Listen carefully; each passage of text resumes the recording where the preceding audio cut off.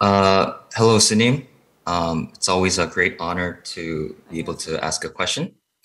Um, Through your recent Dharma talks and your daily articles, I realized the seriousness of continuous escalating tension in the Korean Peninsula. As you've mentioned numerous times, in midst of US and China's global competition, it seems like South Korea is leaning more towards US and North Korea towards China, possibly turning Korean Peninsula into a war zone. Um, so could you elaborate the current situation again for awareness? Um, and also in 2018, when Jungto Peace Foundation led the march opposing war in Korea, I remember practitioners and citizens all over the world. We all participated in peace protests in front of the White House, and then also U.S. citizens across the states sent letters opposing war to the White House and senators in their district following Sinim's efforts for peace. Uh, so for now and in the future, is there anything citizens around the world, and particularly U.S. citizens, can act to alleviate this situation at least a little bit? Thank you. 네, 현재 우리 한반도에서 일어나고 있는 이런 남북 갈등에 대한 질문인 것 같습니다. I think the question is really about the tensions between North and South Korea that's occurring in the Korean Peninsula. 현재 한반도에는 남북 간에 긴장이 고조되면서 군비 경쟁이 치열하게 계속되고 있습니다.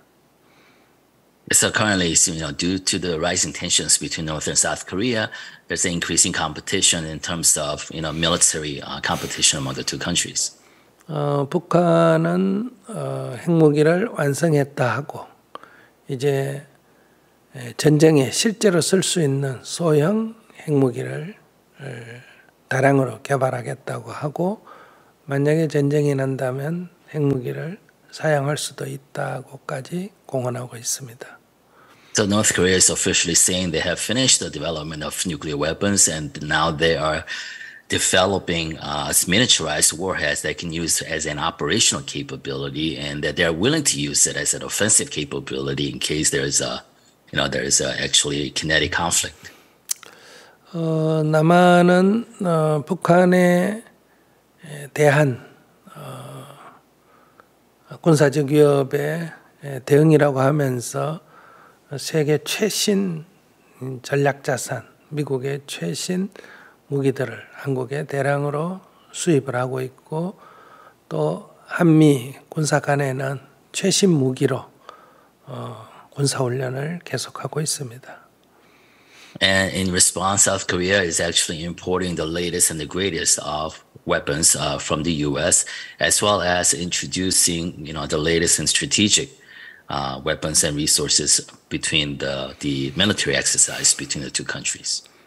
지금까지 남북 간의 군사적 긴장이 고조될 때는 종종 있었지만은 이렇게 노골적으로 방어 훈련이 아닌 공격 훈련을 상호간에 하는 경우는 최근에 부쩍 늘은 새로운 정상입니다. There have been periods of heightened tensions between the two countries, but I think this is the first time we're actually seeing numerous offensive exercises by each countries against each other. 또 한국은 이제 군수 산업에 있어서도 세계 최첨단을 걸을 만큼 기술이 뛰어나고 생산량이 부쩍 늘고 수출을 확대하고 있는 실정입니다. And South Korea, in pursuing their expansion of the defense industry, they're producing the latest and greatest in world-class weapons, as well as ramping up its productive capabilities. 그러니까 한반도의 좁은 공간에 이 배치되어 있는 이런 대량 살상 무기들의 양은 세계 최고로 밀집되어 있다고 볼 수 있습니다. So in this small land on the Korean Peninsula, we probably suffer from the highest density of weapons of mass destruction. 그리고 양쪽 군인들의 밀집된 수도 매우 많고 고도로 훈련된 또한 사람들입니다. So we also have a heightened kind of concentration of highly trained military personnel on both sides of the border. 전쟁이 난다면 뭐 우크라이나처럼 피난 갈 그런 상황이 안 될 겁니다. 아마 전쟁이 난다면 다수가 죽거나 다칠 수밖에 없는 그런 상황입니다. So in such case, if there's a war, it won't be like Ukraine where people actually had the time and the wherewithal to escape and there were a refugee flow. If there is a war in the Korean Peninsula, most of the people and victims would actually occur right then and there. 옛날에도 이런 적은 종종 있었지만은 옛날과 다른 점이 있습니다. So as I said, that we had cases like this before, but there is one difference here. 옛날엔 남북 관계에 긴장이 고조돼도 그 배후에 있는 미국이나 중국, 러시아가 이러한 갈등을 말리는 그런 상황이었습니다.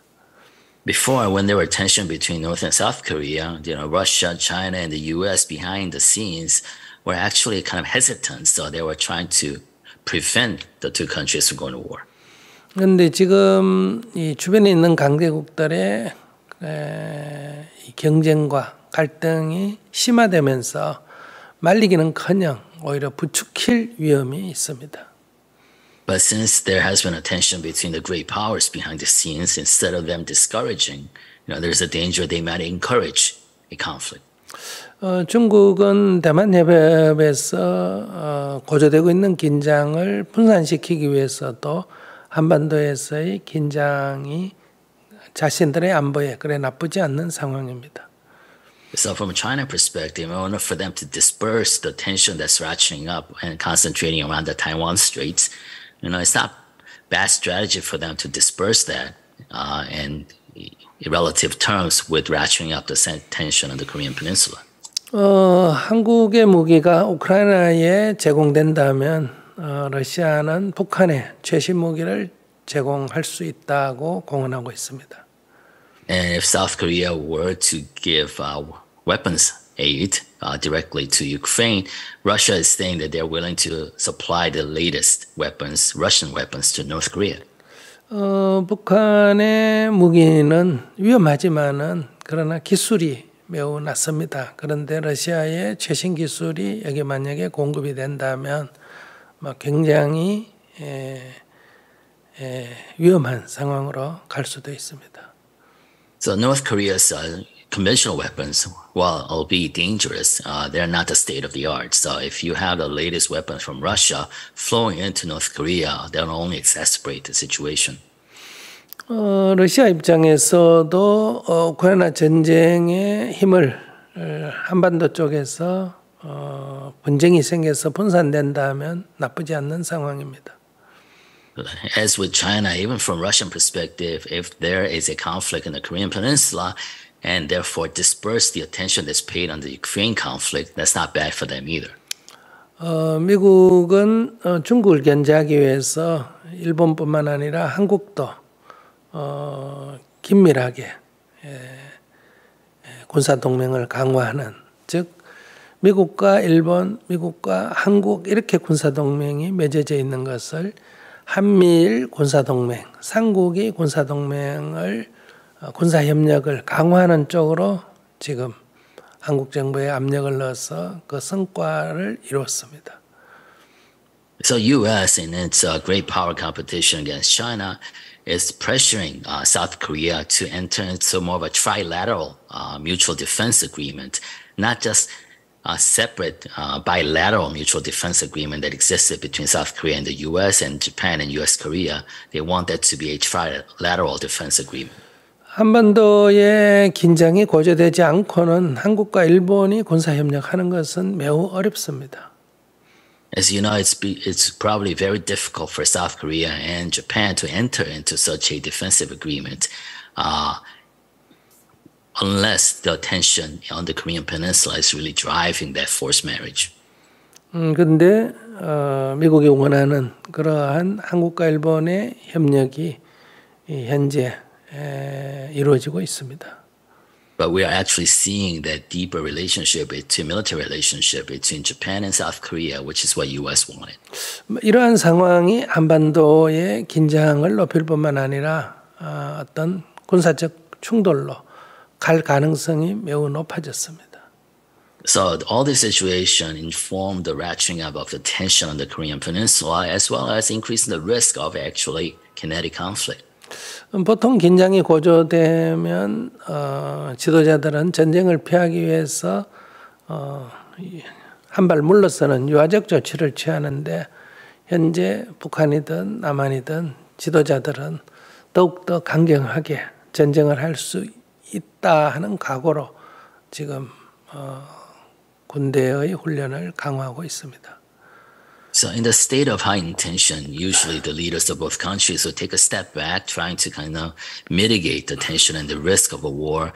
But in today, leaders of both countries are actually ramping up their rhetoric and strengthening their military readiness. 이럴 때 한 발 물러서는 것은 평화를 위했다기보다는 비급하다, 패배했다 이런 인상을 줄 가능성이 있기 때문에 물러서기도 서로 매우 어렵습니다. It's very difficult to take a step back in this situation because they might actually signal a weakness, signal that you're a coward. 그래서 한반도의 전쟁 위험이 높다. 우리는 어떻게 이것을 완화시킬 거냐가 큰 과제입니다. So the risk is very high. So it's really the question becomes how do we mitigate this risk? 그러나 2017년도처럼 전쟁을 하겠다 하는 상황까지는 아직 아니기 때문에 일단 이런 위험을 우리가 인지하고 만약에 조금 더 이제 전쟁의 위험이 높을 때 행동을 할 준비를 해야 합니다. So, but unfortunately, we're not at a situation that it was in 2017 where people were actually talking of a war. So it's up to us to be really aware, keenly aware of the increasing risk and be ready to act. 그러나 코로나 이후로 사람들은 개인 살기가 점점 더 어려워졌기 때문에 이런 안보적인 위협에 대해서는 좀 더 무감각하다고 볼 수 있습니다.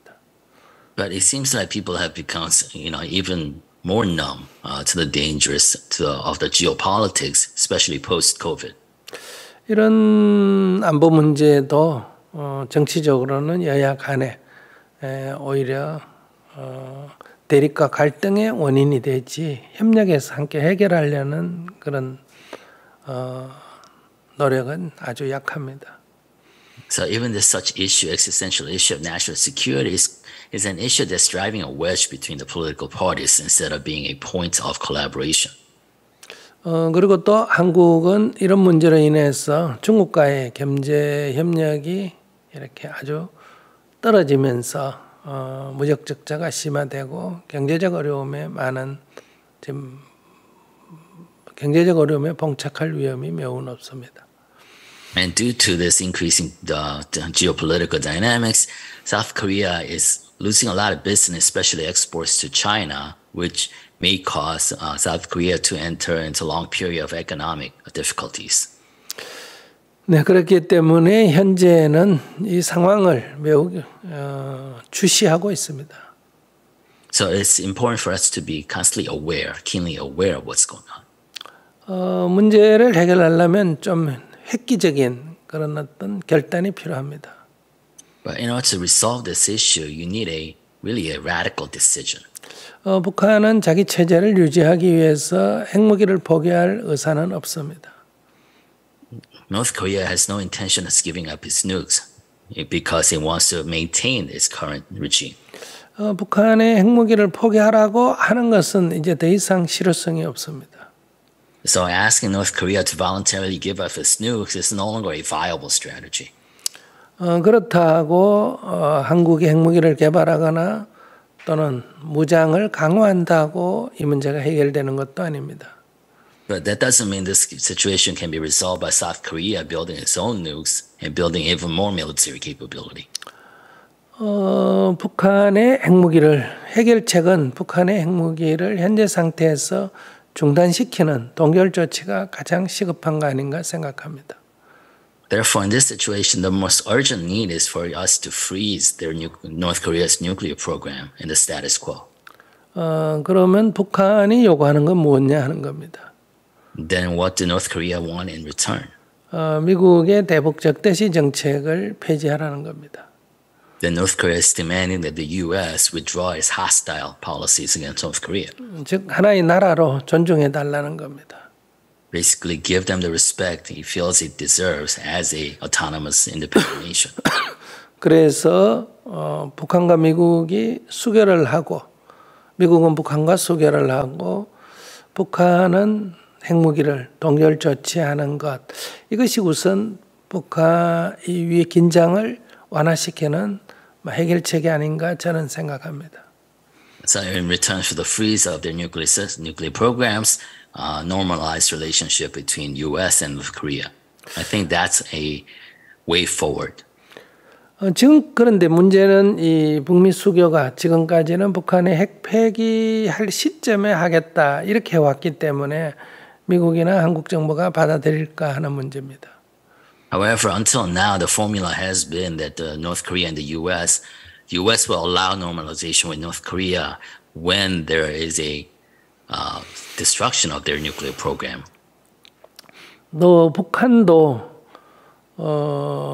미국의 보호를 받는, 미국의 인정을 받는 것이 지금까지는 최대 존립의 그들의 관심사였는데 이제 세계가 두 쪽으로 이렇게 분열이 되면서 북한도 굳이 미국의 인정을 받을 필요가 없어지는, 즉 중국이나 러시아의 배경이 튼튼해지는 이런 문제 때문에 북한도 쉽게 받아들이기가 쉽지가 않습니다.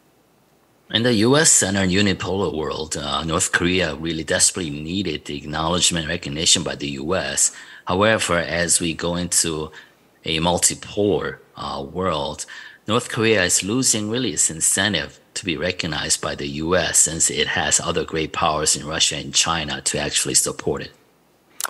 전에는 북한이 국제사회로부터 완전히 고립이 되어 있는데 이제는 분열된 국제사회에서 자기의 한쪽에 협력을 함으로 해서 자기 존립이 유리해졌습니다.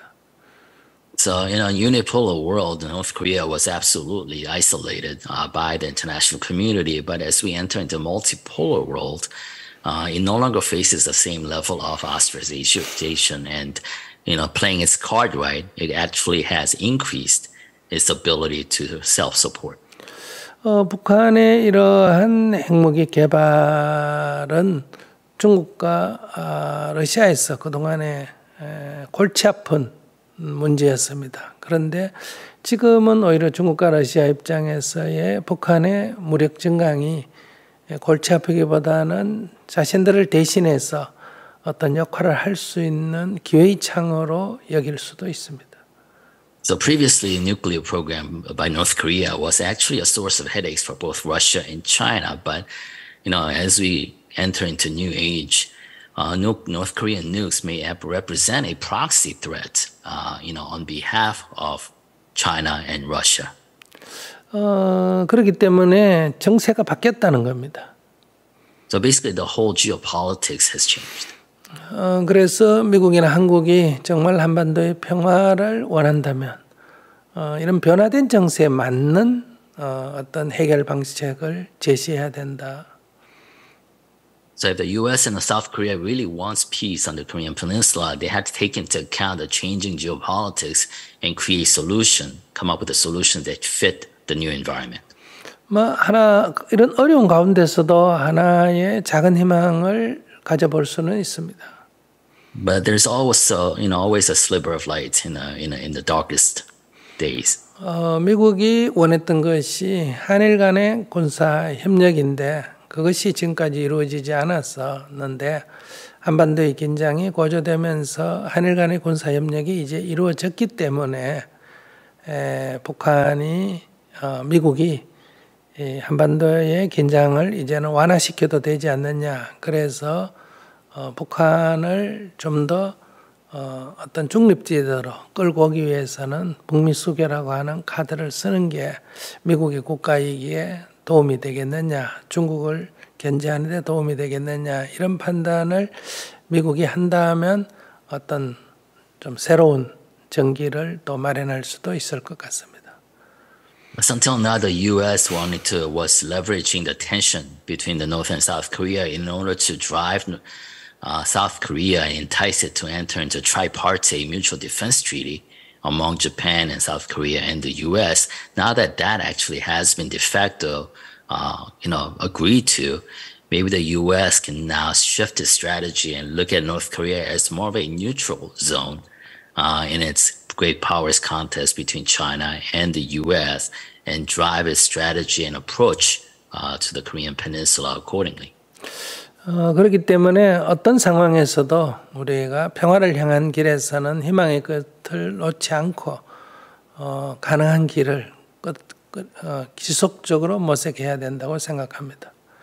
So no matter what happens, how dark the situation may become, we cannot let go of that hope, that ray of hope, and constantly strive to come up with the solution or resolution.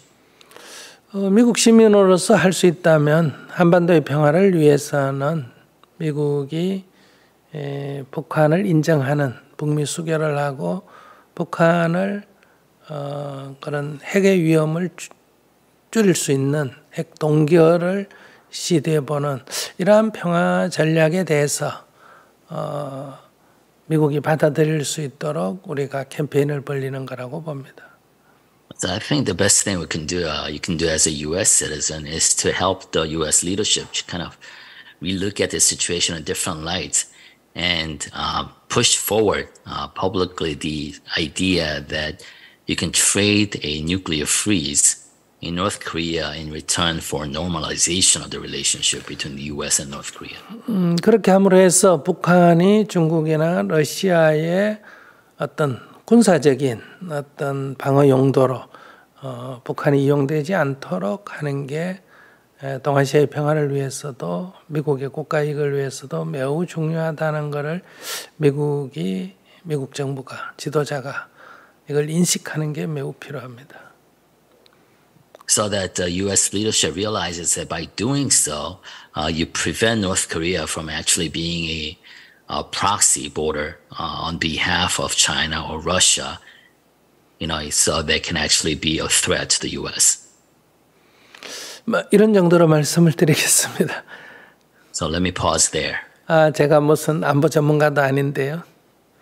I'm not an expert in geopolitics, as you know. 네. 그러나 안보 전문가들은 전문적인 장점이 있는 반면에 전체를 직시하는 시각이 부족한 면이 있습니다. At the same time, the real geopolitical experts, while they're really good at subject matter expertise and really delve down into the specific topics, but they lack the kind of the oversight or the larger perspective. 저희들은 어느 편에 서거나 어떤 생각의 편중을 넘어서서 사물을 직시하고 양쪽을 다 동시에 바라보는 그런 장점이 있다고 볼 수 있죠. I think we might have the advantage of looking at a situation more objectively from a multi-perspective so that we see the whole. 무엇보다도 이기느냐 지느냐의 승리가 세상에서는 목표지만은 저희들은 누가 이기고 지는 것이 중요한 것이 아니라 평화를 지켜내느냐를 더 중요하게 본다는 겁니다. So in a competition paradigm, even wins or losses are important, but we need to go beyond wins and losses and to look at peace as a whole. Yeah, I resonated with what you said about it's not time to act yet, but we need to seek continuous observation for now and be ready to act if something happens. And also the suggestion that you made, I thought that could be feasible because in US, there's a lot of legal lobbying or like you appease to the political people. And a lot of ethnic groups actually do this, like Jewish groups, etc. So I thought that might be a valid option to kind of speak our agenda for like South Korea situation, Asia's peace. So yeah, but thank you, Sunny, for your wise answer. 네, 한반도의 평화를 위해서 미국 정부에 로비를 한다면 미국이 북한과의 수교 또는 그에 준하는 것을 제시하면서 북한의 핵 동결 그리고 IAEA의 감시 이런 조처를 교환하는 것을 적극적으로 제안해 보는 것은 저는 매우 필요하다고 생각합니다. I think personally what's really needed is to, if we were to lobby the US government to actually pitch the idea of kind of trading a de facto normalization of the relationship with North Korea and the US in return for a freeze of their nuclear program and inspection regime by, IAEA.